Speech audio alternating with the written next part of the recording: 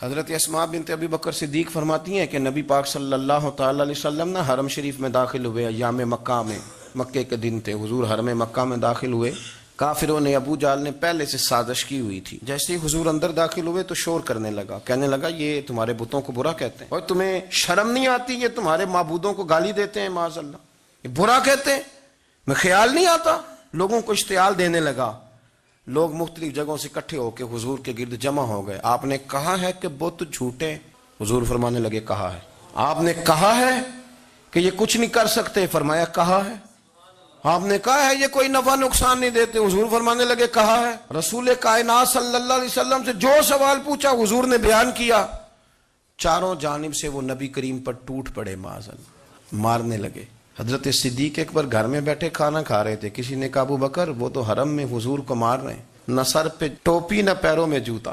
ابو بکر دوڑے، سر پٹ دوڑے، بھاگے۔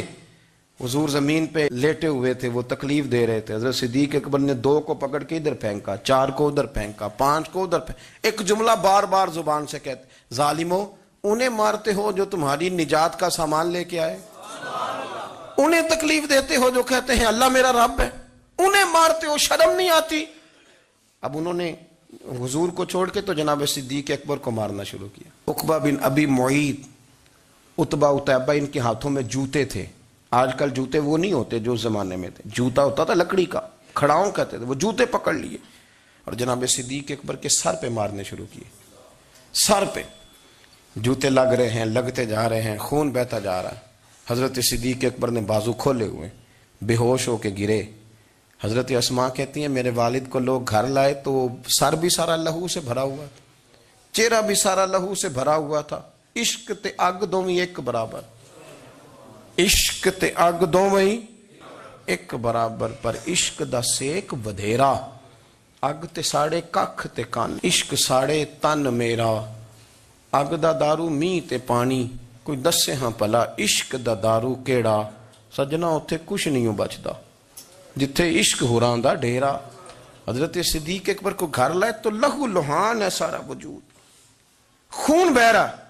جناب اسماء کہتی ہے میں نے سر پہ ہاتھ رکھا، دیکھوں کہاں کہاں میرے والد کو، میں رو رہی ہوں، میں نے سر پہ ہاتھ رکھا تو کہتی ہیں بال بھی میرے ہاتھ میں آ گئے اور سر سے نا چمڑی بھی اتر کے میرے ہاتھ میں آ گئی، گوشت بھی سر سے اترنے لگا، سارا سر ان کا مار مار کے انہوں نے نازک بنا دیا، نرم کر دیا۔